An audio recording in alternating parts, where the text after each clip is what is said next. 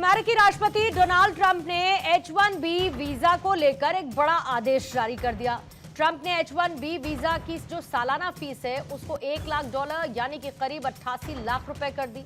और ट्रंप के इस फैसले को अमेरिका में जो काम करने वाले भारतीय प्रोफेशनल्स हैं उन पर एक बड़े असर के तौर पर देखा जा रहा है।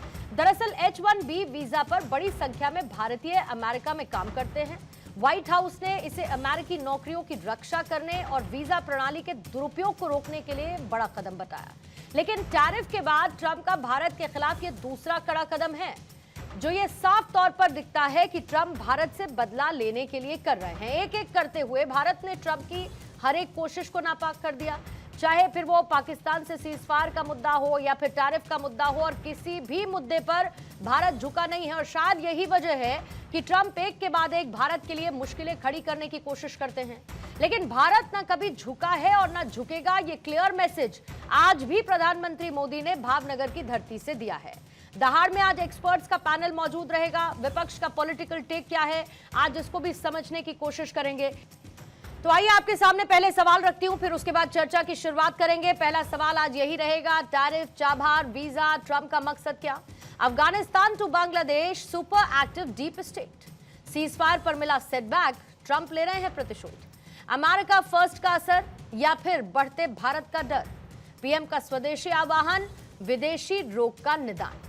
हमारे साथ कांग्रेस की प्रवक्ता प्रियंका गुप्ता मौजूद हैं। जेके त्रिपाठी सर, फूड डिप्लोमेट, हमारे साथ स्टूडियो में इस वक्त मौजूद है। Professor Deepti Taneja foreign expert के तौर पर हैं।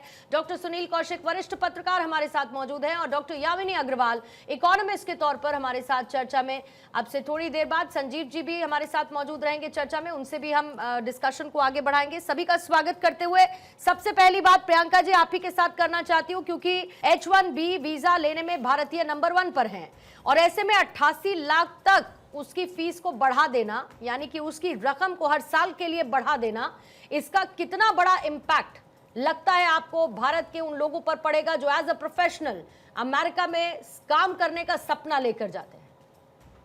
देखिए पूर्णिमा जी, बिल्कुल सही आपने कहा। लगभग 3 लाख से ज्यादा लोग हर साल अमेरिका H1 वीजा के लिए हिंदुस्तान से अप्लाई करते हैं और इससे आने वाली जो हमें रेमिटेंस होते हैं वो एक बहुत बड़ा हमारे जीडीपी का हिस्सा होता है और वो पूरी तरीके से अब लॉस पे आ जाएगा। सिर्फ यही नहीं, उन बच्चों का भविष्य, जो बच्चे वहां पर ऑलरेडी पढ़ रहे हैं, जो लोन ले चुके हैं ऑलरेडी, उनका भविष्य पूरी तरीके से अधर में लटक चुका, क्योंकि 88 लाख रुपीस एक वीजा के लिए अप्लाई करना, is it possible for a student? I don't think so. उनका भविष्य पूरी तरीके से तबाह हो जाएगा। जिन बच्चों का, जो बच्चे सपने देख रहे हैं कि हम विदेश में पढ़ सकते हैं, हम अमेरिका जाके पढ़ना चाहते हैं या हम जॉब करना चाहते हैं, हमारे साइंटिस्ट हो गए, हमारे जो है आईटी इंजीनियर्स हो गए, और जो है हमारी तरह मेडिकल के फील्ड के लोग, कि पूरी तरीके से मुझे लगता है कि कौन कितना पैसा पे करेगा। जो कंपनियां उनके लिए वीजा स्पॉन्सर करती है वो कंपनियां अब पीछे हट जाएंगी और इसका सीधा फायदा किन देशों को मिलेगा मुझे बताने की जरूरत नहीं। तो ये एक पूरी तरीके से जो स्ट्रेटेजिक फेलियर है, मैं उसको कहूंगी पूरी तरीके से एक फेलियर है। हमारा जो है जीडीपी का लॉस है, लगभग 3% जीडीपी का लॉस हो, क्योंकि हर साल जो ये रकम आती है वो लगभग 84,000 करोड़ के आसपास की रकम जो है वो रेमिटेंस के माध्यम से आती है। तो ये पूरी तरीके से एक कहना चाहिए कि हमारे ऊपर आर्थिक रूप से हमला है, हमारे जो टैलेंट है उस पर हमला है, और पूरी तरीके से हमें एक तरीके से पनिशमेंट दिया जाता है। और इसके बाद भी प्रधानमंत्री जी की चुप्पी, इस बात के बावजूद भी कोई जवाब ना देना, कोई सवाल ना करना, ये अपने आप में एक सवालिया निशान लगता है। ठीक है कि प्रधानमंत्री जी लगातार जब कभी भी क्रेडिट लेने की बात होती है तब तो वो हावड़ी मोदी भी कर लेते हैं, हावड़ी ट्रंप भी कर लेते हैं, और उसके साथ में ट्रंप के लिए हवन भी हो जाता है हमारे देश में, और उसके बाद उनको जो है बेस्ट फ्रेंड भी बता दिया जाता है और सब कुछ होता है। पर उसके बावजूद क्या नतीजा निकलता है कि आज हमारे युवा पूरी तरीके से अधर में लटके हुए हैं। उनके लिए क्या भविष्य की रणनीति होगी, उनके लिए क्या भविष्य होगा, ये तय करना आज बहुत ज्यादा इंपॉर्टेंट है। और वो भी तब जब 50% टैरिफ हमारे ऊपर लगा हुआ है, 50% जिसमें से कम करने की बात हो रही है पर अभी तक नहीं हुआ जी, जो हमारी जीडीपी को लगभग 6% से भी ज्यादा की जो है ग्रोथ रेट को कम कर देगा। ये पूरी तरीके से हमारे देश में बेरोजगारी बढ़ाएगा। लगभग 2 करोड़ त्रिपाठी साहब, जितना मुझे याद आता है सर, जो कामगार है, जितना मुझे त्रिपाठी साहब याद आता है, करोड़ों किसान तबाह हो जाएंगे। ठीक है त्रिपाठी साहब, मुझे जितना याद आता है 2009 से 13 के बीच में भी लगभग सिमिलर सिचुएशंस थी, जब अलग अलग तरीके से प्रेशराइज इसी H1 वीजा को लेकर किया जा रहा था। और उसके बाद उस वक्त की यूपीए सरकार ने WTO से लेकर अंतर्राष्ट्रीय मंचों पर और बातचीत के जरिए इसको हैंडल करने की कोशिश भी की थी। एक बार फिर से वही सिचुएशन है। लेकिन इस पूरे बदलते सिनेरियो के बीच में ट्रंप का ये फैसला, एक तरफ जहां पर डैमेज कंट्रोल करते हैं, अच्छी अच्छी बातें कहते हैं, फिर से मेरे प्यारे दोस्त मोदी कहते हैं, तो दूसरी तरफ फिर वो फीस बढ़ा देते हैं। 88 लाख रुपए मायने रखता है। आप उनका ये डिप्लोमेटिक स्टैंड कैसे देखते हैं? मतलब करना क्या चाहते हैं? त्रिपाठी साहब आपसे। जी देखिए, ऐसा है कि ट्रंप ने $1000 प्रति व्यक्ति प्रति वर्ष से बढ़ा करके $1,00,000 प्रति व्यक्ति प्रति वर्ष कर दी है, यानी 100 गुना इंक्रीज किया गया है।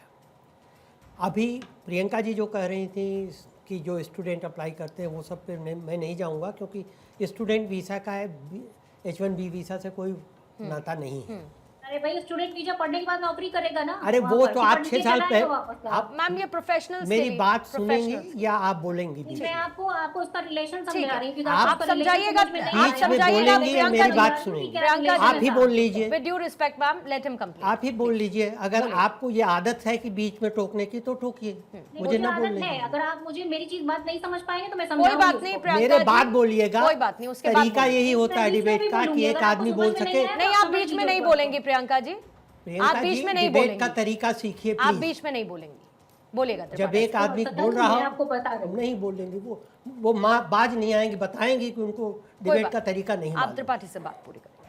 मैं बोलूं हाँ बोलिए। तो देखिए, ऐसा है कि अभी आज की डेट में 13,496 लोग H1B वीज़ा पर अमेरिका में काम कर रहे हैं भारत के। ट्रंप, रही बात है ट्रंप का ये जो कदम है, ये सिर्फ भारत के लिए नहीं है, ये सारे लोगों के लिए है।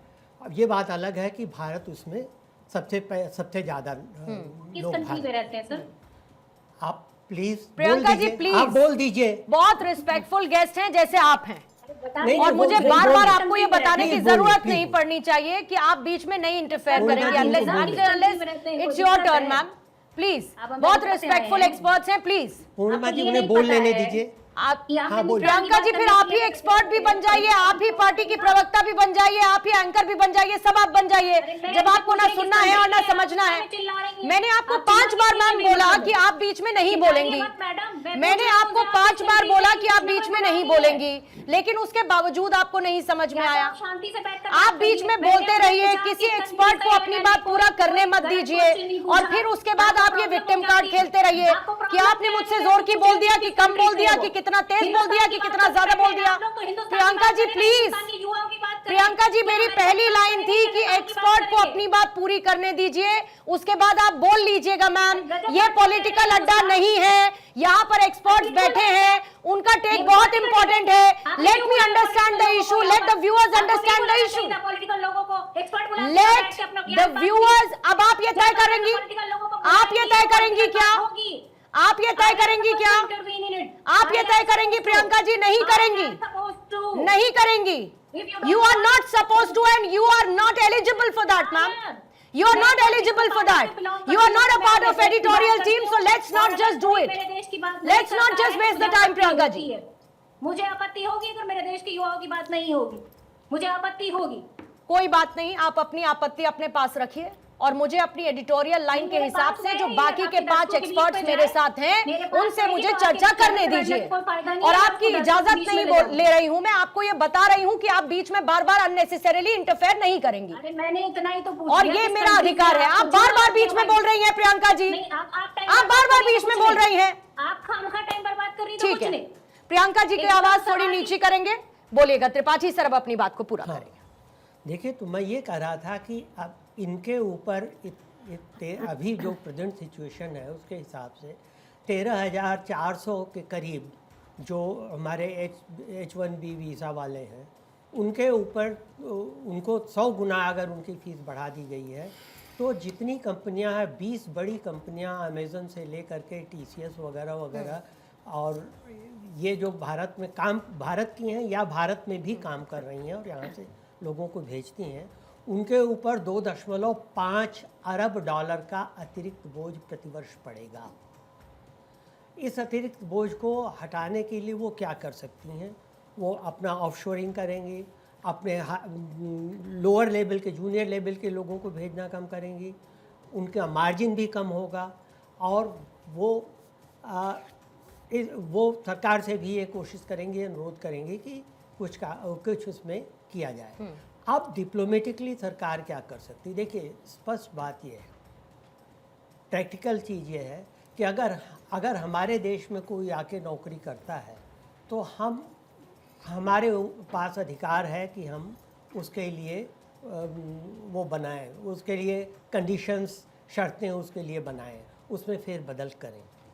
तो टेक्निकली तो उस हिसाब से हम कुछ नहीं कर सकते, लेकिन हम ये उनको ये कह सकते हैं कि आप अगर एक के बाद एक ऐसा कदम उठा रहे हैं, टैरिफ के बाद भारत का रूस से तेल खरीदना, उसके बाद आप ये कह रहे हैं कि ये H1B वीज़ा हम महंगा करेंगे। हाँ। तो ये चीज़ें जो हैं, ये एक बड़े परिप्रेक्ष्य में भारत अमेरिका के संबंधों में बाधा बनेंगी। ठीक है। ऐसे संबंधों में जो 20 साल से लगातार कई सरकारों ने, माफ़ कीजिएगा मैं कह रहा हूँ कांग्रेस सरकार मिला के, कई सरकारों ने, यहाँ की और यूनाइटेड स्टेट्स की कई सरकारों ने कोशिश करके जो संबंध बढ़ाए हैं, उनमें ये बाधा बनेंगी। इसलिए ट्रंप को ये हमें समझाना चाहिए। और दूसरी चीज़ ये है, ट्रंप ये नहीं देख पा रहे हैं कि अगर आप 100 गुना बढ़ा देते हैं फीस और आप कहते हैं नहीं हम अपने लोग रखेंगे, लोकल टैलेंट को हम प्लेटफॉर्म, आपके यहाँ टैलेंट कितनी है? आपके यहाँ जितने यूथ हैं उसमें 50% स्कूल लेवल पास करते हैं और 18% कुछ ऐसे हैं जो कि किसी भी तरह के एसोसिएट डिग्री लेते हैं। कायदे की डिग्री लेने वाले यूनिवर्सिटी से, इंजीनियरिंग की, डॉक्टर की या किसी भी में थोड़ा सा 6.5% है। थोड़ा सा तो आप ओवरनाइट क्या आप वो कर देंगे? ओवरनाइट इतने लोगों को पैदा कर लेंगे जो कि सुबह होते ही चार्ज ले सकते हैं। ठीक है दीप्ति जी, जरा इसी को थोड़ा क्रिस्प है क्योंकि सबसे एक मैं रिएक्शन लेना चाहती हूँ हेडलाइंस पर जाने से पहले। ट्रंप बार बार कहते हैं अमेरिका फर्स्ट नीति, आपको लगता है कि अमेरिका फर्स्ट नीति का एक्सटेंशन है या फिर भले ही ये फैसला बाकी देशों के लिए भी और वैसे ही है जैसे कि भारत के लिए है, लेकिन आपको लगता है कि इसमें स्पेसिफिकली भारत को टारगेट करने का फैसला टाइमिंग के हिसाब से, मैं कह रही हूँ 22 तारीख को हमारे यहाँ जीएसटी के स्लैब्स कम किए गए, उसका इम्पैक्ट देखने को मिलेगा और वो हमने एक बहुत बड़ा काउंटर टैरिफ के तौर पर रखा। 21 तारीख से अमेरिका में ये फैसला लागू हो जाएगा H1B वाला। बिल्कुल पूर्णिमा जी, ये अगर हम इसको, आपने क्रिस्प बोला तो मैं इसको एक शब्द में डिफाइन करूंगी तो ये एक अमेरिका का सेल्फ गोल है। ट्रंप ने जो ये किया है ये सेल्फ गोल की तरह है। अभी बात हो रही थी भारत के युवाओं की, हम बार बार ब्रेन ड्रेन की बात करते हैं, रेमिटेंस की जो बात कर रहे थे, 27% मात्र यूएस से रेमिटेंस आता है इंडिया में। तो ये जो अमेरिका ने किया है ये सेल्फ गोल की तरह काम करेगा। ये हम नहीं कह रहे हैं, ये अमेरिका के लॉ मेकर्स, अमेरिका के इकोनॉमिस्ट, अमेरिका के पॉलिसी मेकर्स कह रहे हैं कि this is going to be a destructive policy for the US economy. ये जो यूएस के टेक और आईटी जायंट्स हैं, इकोनॉमी की आप प्रोफेसर हैं क्या मैडम? दीप्ति जी, प्रियंका जी आपको शायद आदत है बीच में बोलने की, मैं आपको वर्ल्ड सिनेरियो बता रही हूँ। ये आपके यहाँ होता होगा प्रियंका जी कि केवल अपने कोकून में बैठ के आप उसके ट्रंप के ट्वीट को दोहराएंगे। प्रियंका जी मैं उस विचारधारा से नहीं हूँ। वी हैव टू आप किसी और को बोलने नहीं दोगे, आप किसी और को बोले। मैडम क्या इंडियन इकोनॉमी में ट्रंप की इकोनॉमी और अमेरिकन इकोनॉमी के बिना बात चल सकती है? आपको वर्ल्ड सिनेरियो देखना होता है कि नहीं देखना होता है? आपको वर्ल्ड, अच्छा मैं आप ही के डेटा की बात कर रही हूँ मैम। अर्थशास्त्र के बारे में कुछ नहीं जानती हिंदुस्तान के? क्या हिंदुस्तान के बारे में तो बोला 27% रेमिटेंस इंडिया में आता है, व्हिच मींस क्या बोलना स्टार्ट कर दिया आपने? क्या उसके बाद आप अमेरिका में पहुंच गई सीधे। मैम क्यों नहीं जाऊंगी, क्योंकि अमेरिकन इकोनॉमी से इंपैक्ट हो रही है, ये सेल्फ गोल है। आप रियलिस्टिक सिचुएशन नहीं देखना चाहते हो मैम। आप तो आई एम सॉरी, मैं यहाँ पे पार्टी बात नहीं करना चाह रही थी ma'am Priyanka ji. Ma'am she just doesn't want to listen. Why we are thinking about America? It's not about thinking about America, it's about the impact. Ma'am चलिए आपने बोल लिया, ठीक है अमेरिका, ठीक है मैम अमेरिकन इकोनॉमी की बात नहीं कर रही, लेकिन उसका इम्पैक्ट होगा कि we will have silicon। Ma'am Deepti ji कोई बात नहीं, उनकी गलती नहीं है, उनकी गलती इसीलिए नहीं है क्योंकि जब देश में पाकिस्तान के खिलाफ ऑपरेशन सिंदूर पर कार्रवाई चल रही थी पाकिस्तान के बारे में सोचने बैठ जाए। तब भी ये ट्रम्प कर रही थी। आज अमेरिका के बारे में बात हो तो इनको समस्या है, जबकि फैसला अमेरिका की तरफ से लिया गया। इनकी गलती नहीं है, इनकी गलती नहीं है। मैम ये सोच कर आई है ये और किसी को बोलने ही नहीं देंगी। चलिए मैम, आपने बोल लिया, मैं भारत की इकोनॉमी की बात कर लूं फिर। मैम भारत की इकोनॉमी की बात कर ले, फिर भारत की बात कर लेते हैं। चलिए ठीक है, वो सेल्फ गोल है, अमेरिकन इकोनॉमी की बात नहीं करते। उसका इम्पैक्ट मैम इंडिया पे आएगा। भारत में बेंगलुरु ऑलरेडी सिलिकॉन वैली है, हैदराबाद, पुणे, गुरुग्राम, ये सब सिलिकॉन वैली बनेंगी। ये सब के सब जो है इसका इम्पैक्ट मैम, इसका इम्पैक्ट सारा का सारा इंडिया की कब बनेंगी मैम, कब बनेंगी मैम? जैसे कि अभी सर ने कहा, ओवरनाइट टैलेंट नहीं प्रोड्यूस किया जा सकता। और चलिए मैम भारत की कंपनीज की बात करते हैं। प्रियंका जी, भारत की इतना रियलिस्टिक होने के बाद जब आप बात करती हैं तो थोड़ा रियलिस्टिक इन रियलिटी हो जाइए ना फिर। मैम भारत की कंपनीज की बात करते हैं, भारत की कंपनीज की डेटाबेस में बात करते हैं। ऐसा लगता है सड़क बनानी है 1 किलोमीटर की, कब बनेंगी? आज रात में चल जाएगी। अच्छा मैम, सड़क बन जाएगी आज रात में। Ma'am TCS, Infosys, ma'am TCS, Priyanka ji please, मैं आपको कह के थक जाऊंगी। कोई फायदा नहीं होगा, मुझे पता है, कोई फायदा नहीं है, मुझे पता है। आप लगातार यूं ही बोलती रहेंगी, आप बोलती रहेंगी। बहुत समस्या है। बाकी गेस्ट भी समय देकर यहाँ पर आए हैं, कम से कम उनका भी सम्मान रख लीजिए। हर किसी से लड़ना नहीं होता है प्रियंका जी, हर कोई मोदी लॉबी का नहीं होता है प्रियंका जी। हर कोई, सुनिए ना, हर कोई एक साइड लेकर नहीं चलता है। जिसका जो होता है सर, होता है। लेकिन अगर मैंने फिर माइक बंद किया तो वो कह देंगे देखिए बोलने को नहीं दिया जाता हमको। लेकिन वो ये नहीं मानेंगे कि वो हर किसी के बीच में बोलती हैं। ये बड़ी समस्या है ना। फिर मैम दोहरा तरीका है ना ये प्रियंका जी, और ये ठीक नहीं है, ये बिल्कुल भी ठीक नहीं है। बैंगलोर में है। यामिनी जी, आपसे एक सवाल पूछती हूँ जरा। यामिनी जी, आपसे एक सवाल पूछती हूँ, मुझे ये बताइए, और शायद प्रियंका जी को पता नहीं आपका जवाब भी सेटिस्फाई करेगा या वो डिससेटिस्फाइड आपके बीच में बोलेंगे, मुझे नहीं पता है। लेकिन H1B फीस की बढ़ोतरी होने से आपको लगता है कि IT और जो स्टार्टअप इकोसिस्टम है उसके इकोनॉमिक मॉडल पर कोई इंपैक्ट भारत में दिखेगा, या फिर ये एक मौका होगा भारत को अपने लिए ऐसे स्पेस को और वाइडन करने का? यामिनी जी अनम्यूट करेंगी मैम प्लीज।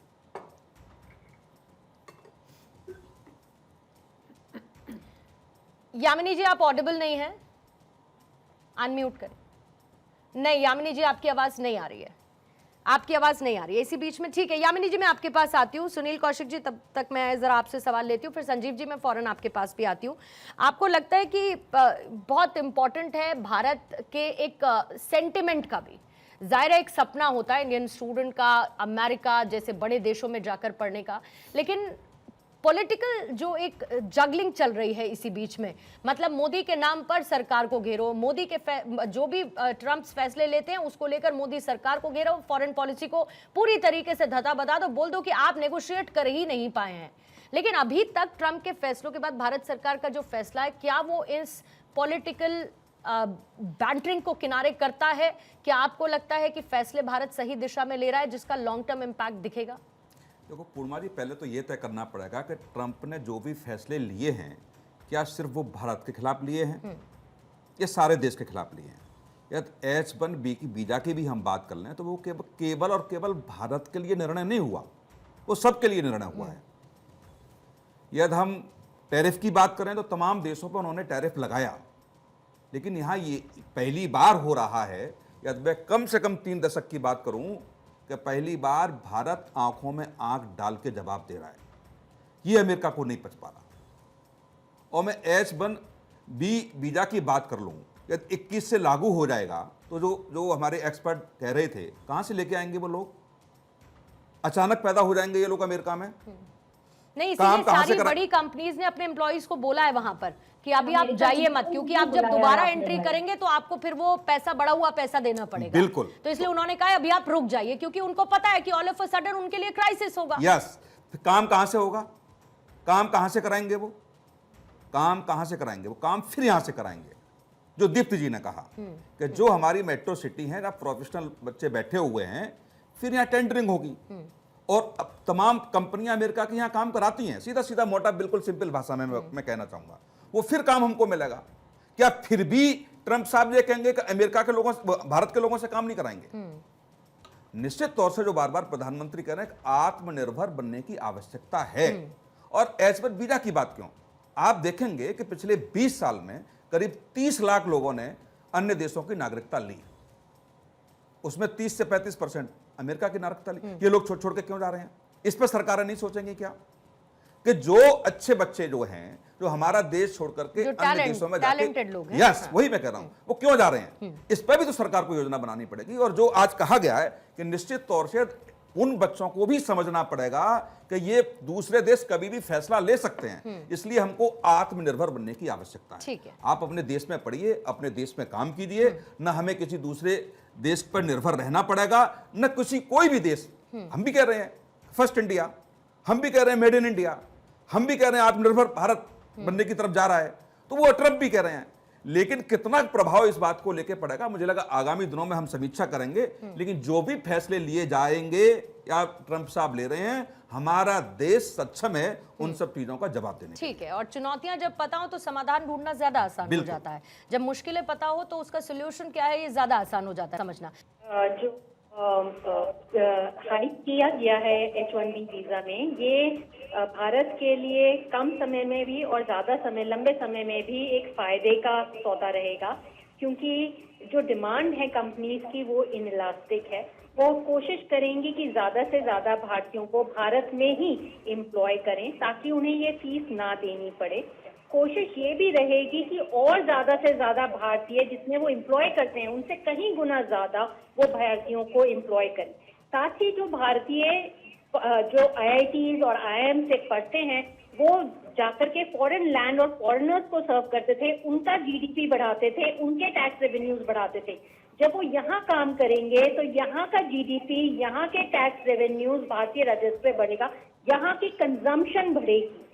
साथ ही साथ ये भी देखा जाएगा कि रोड, रेलवे और बहुत सारा इंफ्रास्ट्रक्चर, जैसे सिटीज डेवलप होती है, आपने देखा होगा EPOs के टाइम पे या KPOs के टाइम पे बहुत सारा इंफ्रास्ट्रक्चर डेवलप हुआ, वो इंफ्रास्ट्रक्चर डेवलप होगा। साथ ही साथ इंडस्ट्रीज को जो फायदा नहीं मिलता था उनकी टेक्नोलॉजी का, उनके इनोवेशंस का, वो एक इंडस्ट्री को मिलेगा। बहुत सारे सेंटर्स डेवलप होंगे और साथ ही साथ भारत का अपने तरह विकास होगा, क्योंकि ये जो इंटेलिजेंस है। काउंटर क्वेश्चन यामिनी जी क्विकली, ये तो हो गई, चलिए अब इससे क्या होगा? मैं कहती हूँ ऐसे बहुत सारे लोग हैं जिनको अमेरिका में जाके करनी है नौकरी, उनको वहां का लिविंग स्टैंडर्ड पसंद है तो जाना चाहेंगे वो। अब अगर अपने सपनों को पूरा करना चाहते हैं, अमेरिका में बसना चाहते हैं, आने वाले समय में चाहते हैं कि उनको US सिटीजनशिप मिले, तो उसके लिए 88 लाख रुपए साल में खर्च करना पड़ेगा।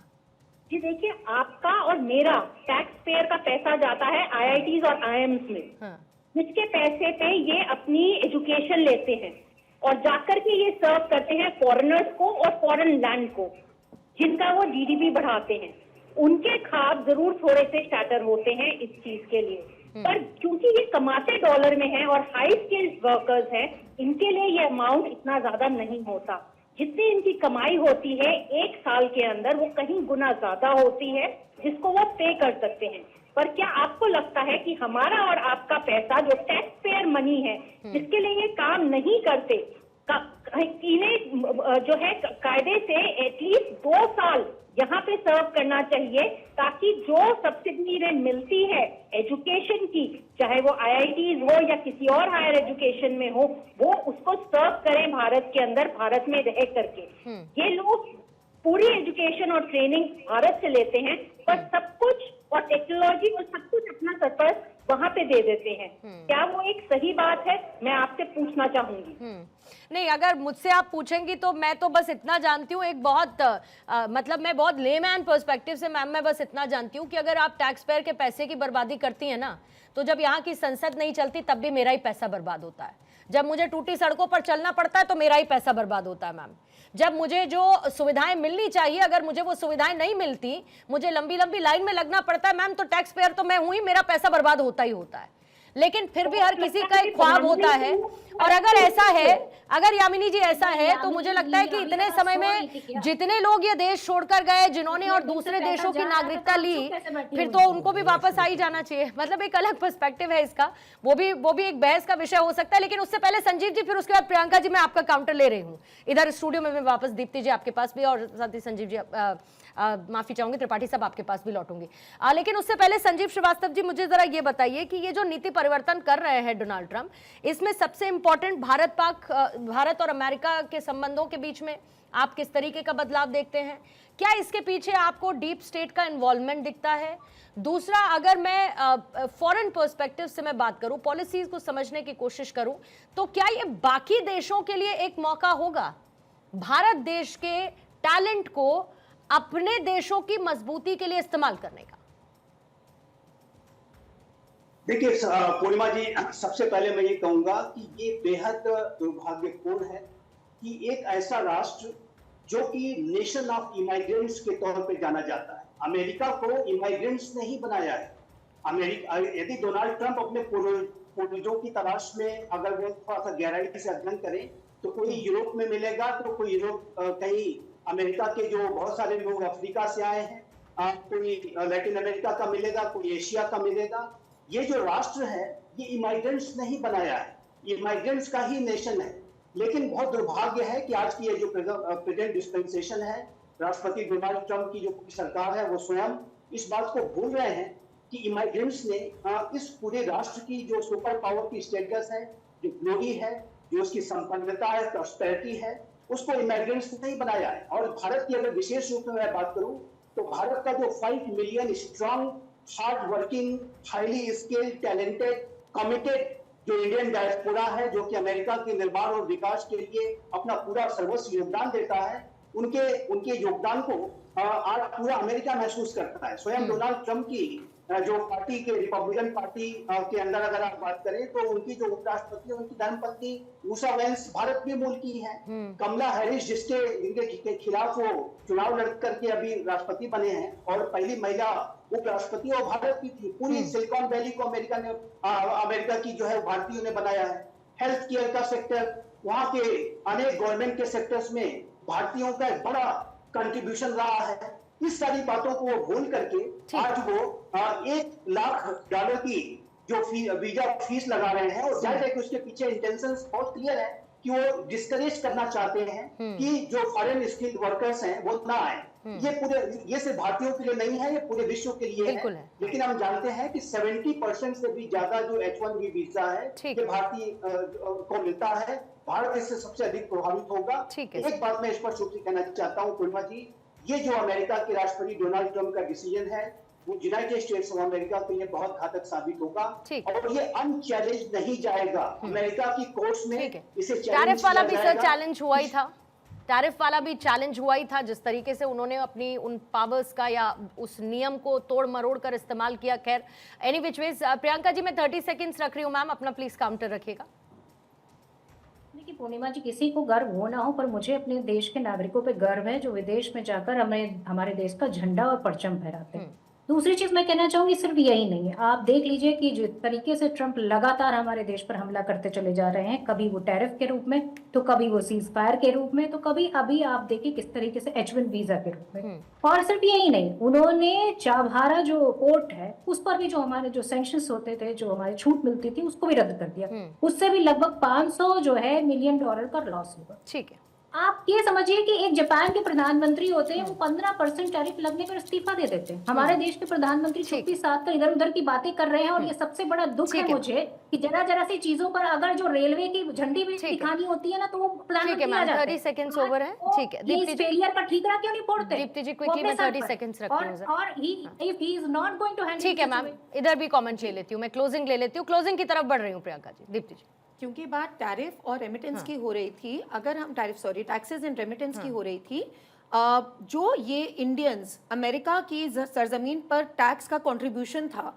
वो तकरीबन 5 to 6% था। अब अगर ये वहां नहीं रहेंगे तो ये सारा भारत के टैक्स के रूप में आएगा। These people will be working in India and they will be contributing to the tax tax revenue of the Indian economy. जो आप सड़कों की बात कर रहे थे पूर्णिमा जी, जो आप हॉस्पिटल्स की बात कर रहे थे, वो सब उसके यूज के लिए काम आएगा। प्लस जो ये टेक और आईटी सेक्टर है, ये वहां पे इंडस्ट्रीज नहीं है, ये सर्विस सेक्टर है। ये यहाँ रहकर, भारत में रहकर, भारत में अब जॉब करेंगे और भारत के रेवेन्यू और भारत की अर्थव्यवस्था को ये बढ़ोतरी देने में काम करेंगे। ये जो हम दूरदर्शिता से हम सोच ही नहीं पा रहे हैं, हम इस बारे में बात कर रहे हैं। और प्रियंका जी क्योंकि बात हुई थी, प्रियंका जी क्योंकि आपने बात करी इस बात की कि ये क्योंकि हम बोल चुके हैं कि उनका मध्यस्थता नहीं थी इंडिया पाक युद्ध रुकवाने में, जो आज खरगे जी ने भी अपने ट्वीट में लिखा है। अनफॉर्चुनेटली मैम, आपका जो क्लेम है ये पाकिस्तान खुद रिफ्यूट कर चुका है। अगर 2 दिन पहले की खबर आपने नहीं पढ़ी,